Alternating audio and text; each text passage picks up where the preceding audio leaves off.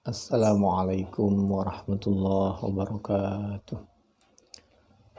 A'udzu billahi minasyaitonir rajim. Bismillahirrahmanirrahim. Alhamdulillahi rabbil alamin. Alhamdulillahil wahidil qahhar, al-azizil ghaffar. Muqaddiril aqdar, musarrifil umur, mukawwiril laili 'alan nahar. Tabsiratan lidzawil qulubi wal absar. Asyhadu an la ilaha illallah wa asyhadu anna Muhammadar Rasulullah.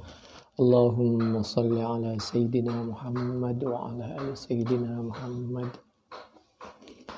Amma ba'du fa ya ibadallah, usikum wa iyaya bitaqwallah. Ittaqullaha haqqa tuqatih wa la tamutunna illa wa antum muslimun. A'udzu billahi minasyaitonir rajim. Bismillahirrahmanirrahim.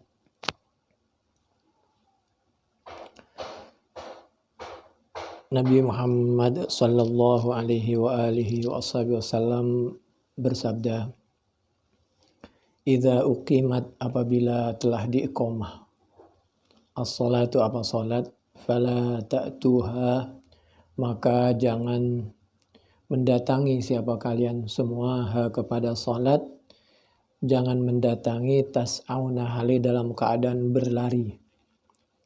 Jangan, tapi jalan biasa saja. Makanya kalau bisa jangan terlambat. Tapi kalau sudah terlambat, nggak usah lari-lari.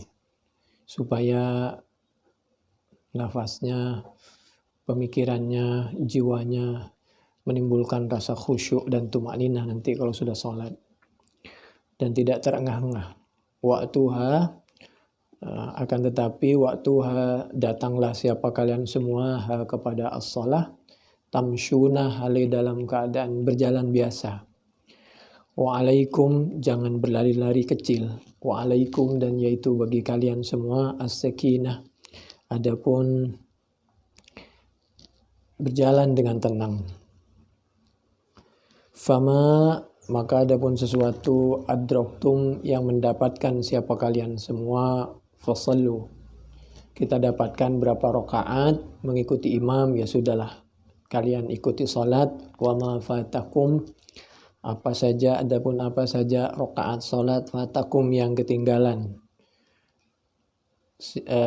kalian semua, fatimmu, maka menyempurnakanlah siapa kalian semua. Hadis Bukhari 908, Muslim 602, Abu Daud 572, At-Tirmidzi 327, An-Nasa'i juz 2 halaman 115, Ibnu Majah 775, nomor hadisnya Ahmad juz 2 halaman 237. Itu hadis dari sahabat Abi Hurairah radhiyallahu an. Kalau dari sahabat Abi Qatadah itu di Bukhari 635 dan Muslim 603. Di dalam redaksi yang lain, idza thuwiba, sama saja, cuman redaksinya aja berbeda, maksudnya sama, bis-shalah. Kalau sudah diiqamah, fala yas'a ilaiha, enggak usah lari-lari kecil, ilaiha menuju shalah, ahadukum, siapa salah satu kalian, walakin akan tetapi liyamshi, agar berjalan siapa ahad, alaihi wa alaihi, dan yaitu bagi ahad as-sakinatu, adapun berjalan dengan tenang, penuh kekhusyuan, wal waqar, ya tenang. Salih, salatlah siapa kamu, maka pada salat, adrokta, yang mendapatkan siapa kamu, waqdi, dan melanjutkanlah siapa kamu, ma sabaqaka, kepada rakaat yang ketinggalan.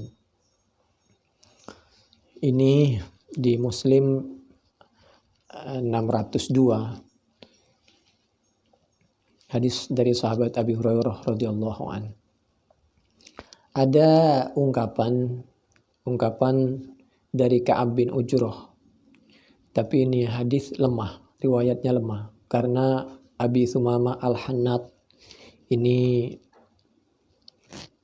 wairaqawiyin, tidak kuat dan tidak diketahui orangnya, sejarahnya, sehingga ulama ragu menerima riwayatnya. Katanya Nabi menyampaikan, idza tawadda'ta, apabila telah berwudu siapa kamu. Fa'amitta, kemudian menuju siapa kamu betul-betul ilal masjidi, ke masjid, tujuannya untuk sholat. Fala tushabbikanna, maka jangan sampai melakukan sesuatu yang kurang ada hubungannya dengan sholat. Itu maksudnya sebenarnya seperti itu. Bukan tidak boleh membunyikan baina asabi'ik, di antara jari-jari. Kalau membunyikan jari-jari sebenarnya nggak ada masalah, kan belum sholat. Cuman maksudnya itu pemahamannya riwayat itu, kalau sudah betul-betul punya wudhu, hendak melaksanakan sholat, maka usahakan penuh dengan sakinah, tumakninah, kehusyuan. Fa innaka, maka sungguhnya kamu fi sholatin, itu betul-betul menuju sholat, bukan di dalam sholat. Kan sholat itu muftatahatum bit takbir wa mukhtatamatum bit taslim. Sholat itu diawali dengan takbir, diakhiri dengan salam. Jadi boleh, yang maksud nggak boleh membunyikan tangan itu maksudnya jangan melakukan sesuatu yang tidak ada hubungannya dengan sholat. Maksudnya usahakan betul-betul dalam kekhusyuan, tumakninah kalau betul-betul mau sholat. Ada, kalau sekarang ini riwayatnya sahih, yaitu Nabi Muhammad sallallahu alaihi wa alihi wasallam, idza uqimat, apabila sudah diiqamah as-salatu, apa salat, fala salata, maka tidak diperkenankan salat illal maktubata, kecuali salat wajib. Bagaimana pemahaman hadis ini yang diantaranya diabadikan di Muslim 710, Abu Daud 1266, At-Tirmidzi 421, An-Nasa'i juz 2 halaman 116, 117, Ad-Darimi juz 1 halaman 338, Ibnu Majah halaman 1000, nomor hadisnya 1151. Demikian juga Ibnu Hibban 2193, Ibnu Huzaimah 1123. Kalau Abu Awana juz 2 halaman 32-33. Ini semuanya hadis dari sahabat Abi Hurairah radhiyallahu anhu. Maksudnya itu, kalau sudah iqamah sedangkan kita belum melaksanakan sholat sunnah, maka kita jangan sholat sunnah. Tapi kalau kita sudah sholat sunnah atau sedang sholat sunnah lalu diiqamah, maka dilanjutkan. Kami ulangi, di dalam riwayat yang sama, uqimat, dilaksanakan sholatus subhi, apa sholat subuh. Faro'a, maka melihat Rasulullah, siapa Rasulullah sallallahu alaihi wa alihi wasallam, melihat rajulan, kepada seorang laki-laki, yusalli, halnya dalam keadaan salat. Maksudnya yusalli itu akan salat. Kenapa? Karena fil mudhari itu shalla yusalli, akan salat. Jadi sholat subuh di zaman Nabi ada di situ, sudah diiqamah, ada orang akan sholat sunnah qabla subhi atau sholat sunnah qabla al-fajri. Wal muadzinu, dan hal adapun muadzin, yuqimu, yaitu sudah detik-detik mau iqamah. Faqala, maka Nabi menyampaikan, Muhammad sallallahu alaihi wa alihi wasallam, Atusalli, apakah hendak akan sholat siapa kamu, as-subha, kepada sholat subuh, arba'an, kepada 4. Emangnya sholat subuh itu 4 rakaat.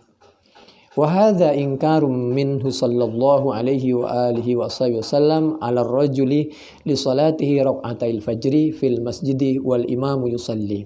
Ini merupakan ingkar dari Nabi Muhammad sallallahu alaihi wa alihi wasallam terhadap laki-laki yang hendak sholat sedangkan muadzin mau iqamah, yaitu sholat sunnah 2 rakaat fajar, maksudnya sholat sunnah.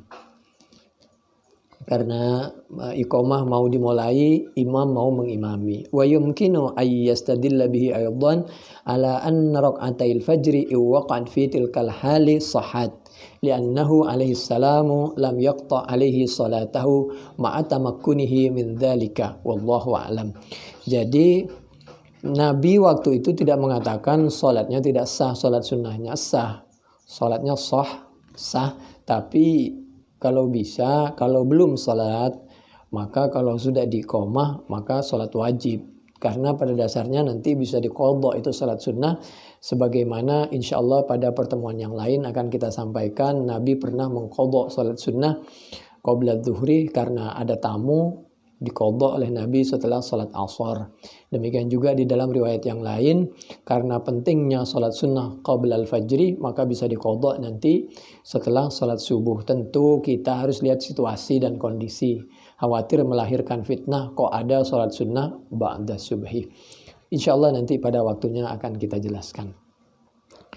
Jadi sholat sunnahnya sah, tapi kalau sudah iqamah jangan sholat sunnah.